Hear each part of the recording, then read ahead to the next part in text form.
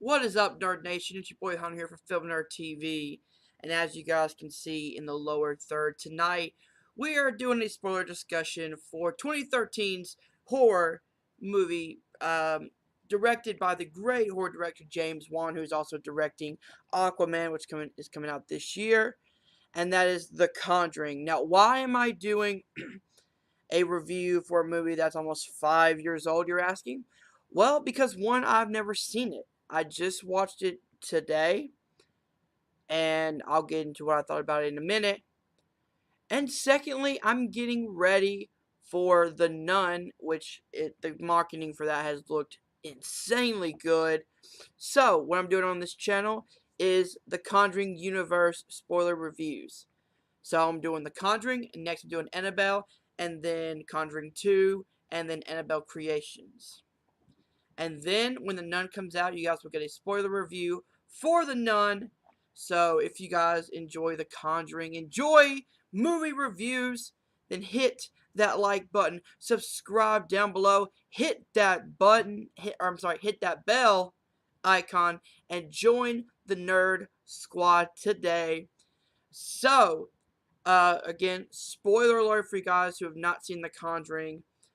I'm going to talk deep about what I love about this movie, because this movie is so, so good.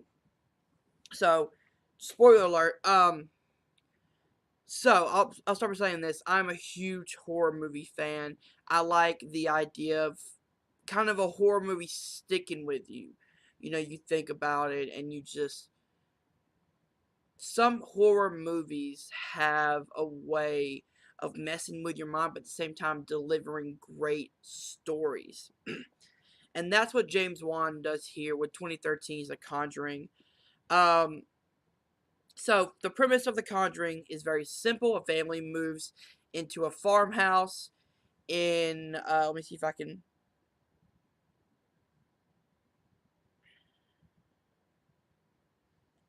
So I have my notes right here. I believe it's somewhere in, I should be more prepared. There we go. In Harrisonville, Rhode Island, and that family is the parent family, who starts discovering that there's something up with this farmhouse, and you end up, spoiler alert, you end up figuring out that it is a convicted witch who used to live at that house, who used to sacrifice her children, her youngest child, for Satan, pretty much. Um, so let's talk about what, excuse me, what I absolutely loved about this movie. And let's start off, right off the bat, with a great true story. Yes, this is based on the Warren family and the actual Perrin family. These are real life people who went through this experience. Some of it was, of course, dramatized for Hollywood.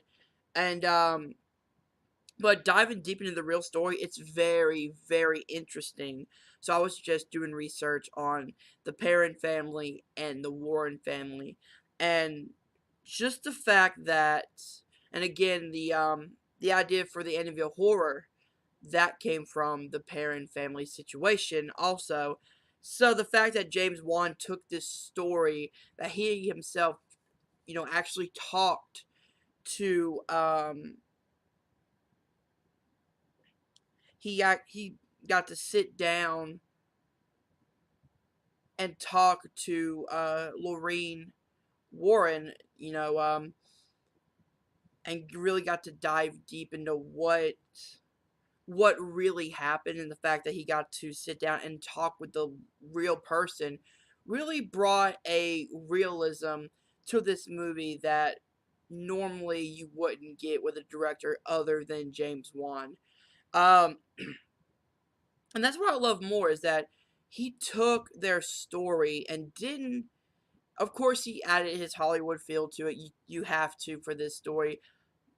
But he kept it as real as possible, down to the opening beginning of the movie follows, um,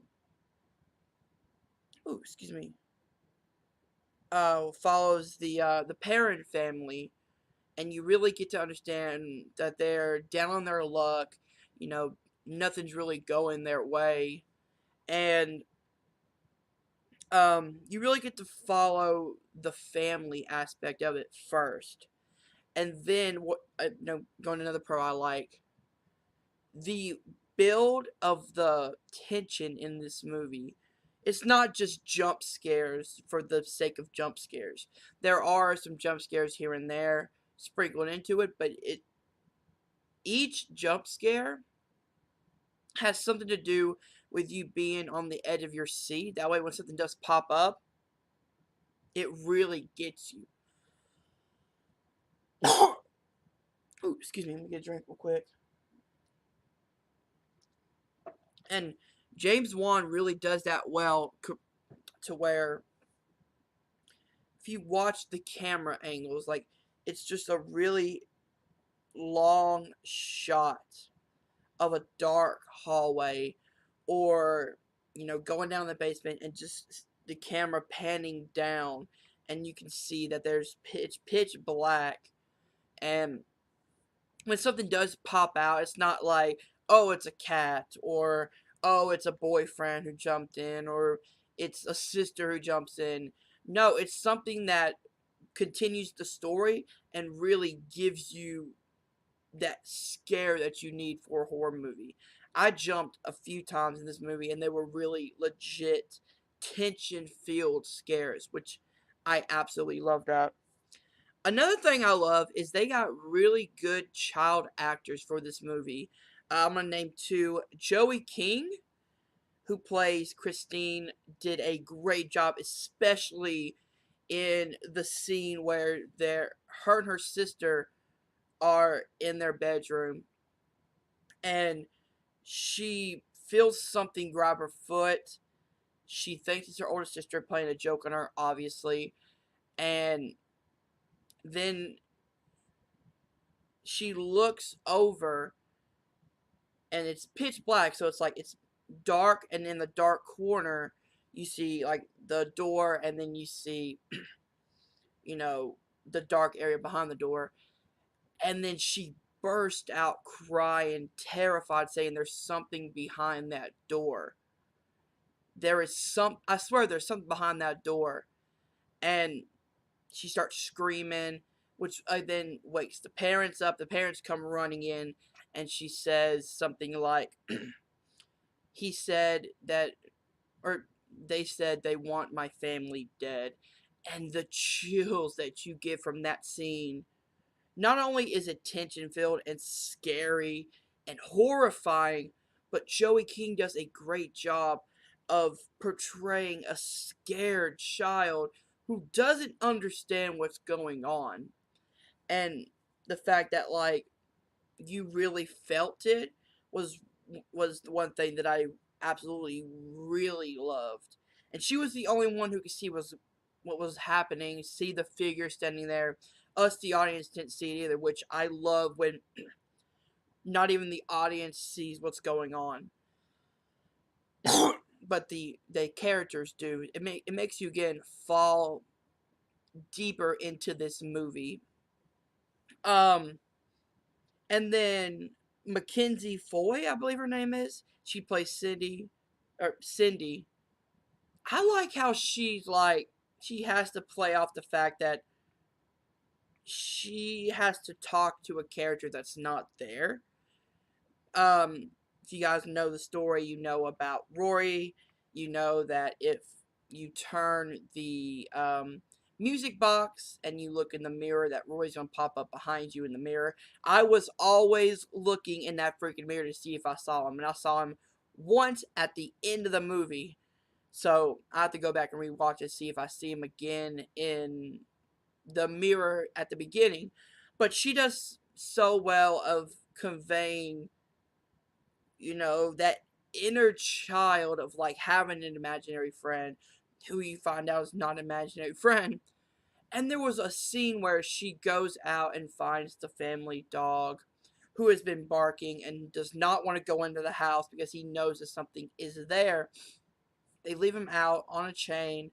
The next morning, Cindy goes out and she finds the dog dead, and she gives out this scream and cry that you felt because of the connection of, a child and their dog. Which I applaud them for getting great child actors, and I really applaud James Wan of getting that kind of emotion out of these kid actors, which is very hard to do. Um, Another creepy scene that I love. I'm going all over the place, but these are just my favorite scenes of the movie. Um, the hide and clap game that happens between Carolyn and Cindy is so creepy. If you guys don't know, in the movie, they have a game called hide and clap where the person's blindfolded. You get 3 claps, and then it kind of directs you to where they are, but it doesn't, like, you hear it 3 times. So it's, and Carolyn, I'm sorry, follows Cindy, who she thinks is Cindy's claps, into her bedroom. She keeps hearing the claps. She goes to the closet, opens the door, and she takes off Caroline takes off her blindfold. Carolyn takes off her blindfold, and Cindy comes behind her, saying that there's something in that closet that is not normal. And that's the thing, you keep hearing the claps 3 times, which the Warrens say is a sign of devil worshippers, pretty much. The 3 claps, the random closing doors, stuff like that. And another thing, going back to the Warrens, they go to different places and try to debunk, the hauntings, as they say. Oh, it's a leaky pipe, that's why you're hearing the creaks. Or it's this, it's not a haunting. So you could tell they're skeptics, but they're trying to help people. And what's cool about this is when they start going to the parents' house, and you see that they're starting to get creeped out and creeped out, you as an audience member feels creeped out with them, because this is you see the Warrens as someone who's like skeptics, like, oh, there's no hauntings here. When they get creeped out, then you subconsciously get creeped out, which I thought was incredible. So let's go to something else I like. I like the slow buildings of the hauntings themselves. It's not just right off the bat you get this crazy, haunting. No, it's a very slow build that you don't really notice until it gets worse and worse and worse. And it starts with the bruises showing up on Carolyn's legs and then arms, and you think, oh, something might happen. She might, as she said in the movie, she has a low iron intake, so that's why she bruises real easy. And then the clock stops at 3:07 a.m. and then the dog is found dead, and then it slowly starts building on top of each other until finally you hit the final climax of the movie, which is you find out the bruises, they came from the witch, which I believe her name is Bathsheba. Bathsheba. Bath, Bathsheba. I'm gonna say it like that. So correct me in the comments. Um, but it's her slowly taking control of Carolyn's body, and as you know, you find out in the movie that that's the witch that is haunting the house, but that she is trying to take over Carolyn's body to have her sacrifice her children to the devil, to Satan, to whatever you want to say. And it gets to a point where she does take over Carolyn's body. And the whole exorcism scene is another one that I absolutely love, because there's so much going on, and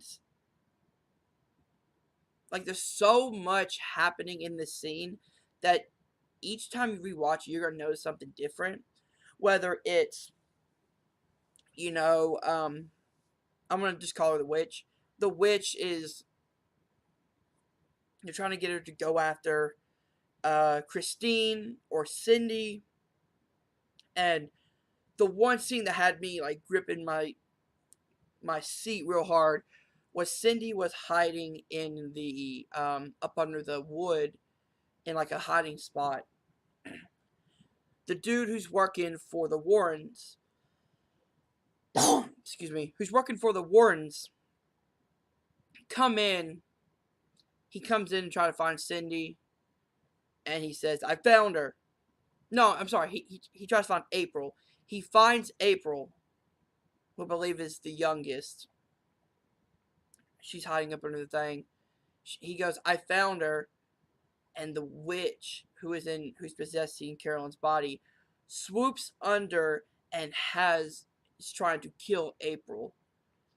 And what I love is that something that happens at the beginning of the movie that they really bring back together is there's a picture of the Perrin family at a beach. It's the whole family. The dad looks super happy, and it's a great memory. So when the dad is like, you know, remember that time, and you know, when he's trying to tell her, you know, fight this, and then Lorraine comes in and says, remember that picture, remember that moment that what that you said was the happiest moment, the happiest memory. Remember that and fight it. And they beat it, because I like the idea of happy memories can overpower any darkness that you might have, including a possession. James Wan told that story great, like real well. Um, I believe I talked about everything. I do have some cons. There was a little bit of some slow down moments, kind of boring moments, but again, with a possession type movie, you kind of expect that. That's really a nitpick. The only big one I have is that the father really kind of felt underchanged. Like, he didn't really have a story arc. They didn't give him enough to do. But again, he played his role so well that I didn't really notice it until sitting here talking to you guys about it. Um, so final thoughts. I love this movie. As a big horror movie fan, it gives you everything you want with a great story, great tension building moments that end off with a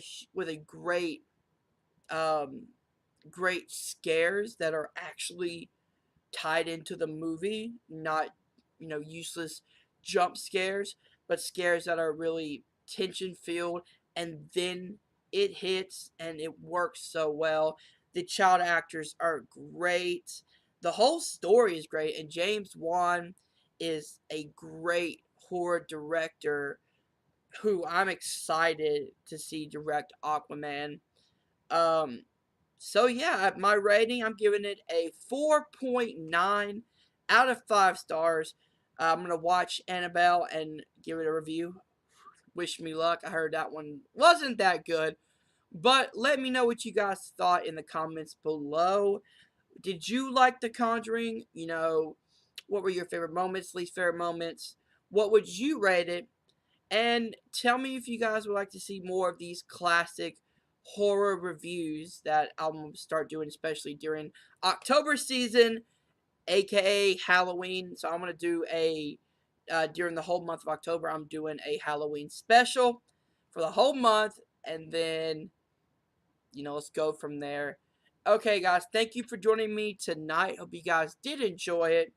If you did, hit that like button, subscribe to Nerd TV below, hit that bell, and become part of the Nerd Squad. Check out my Stardust at Film Nerd TV. Check out my Twitch at Film Nerd Gaming. And check me out over on Take 3 and Multiplex Entertainment on Take 3. I'm on their Schmodown reactions and their Schmodown summits. I sometimes do rank 'em over there with Malcolm.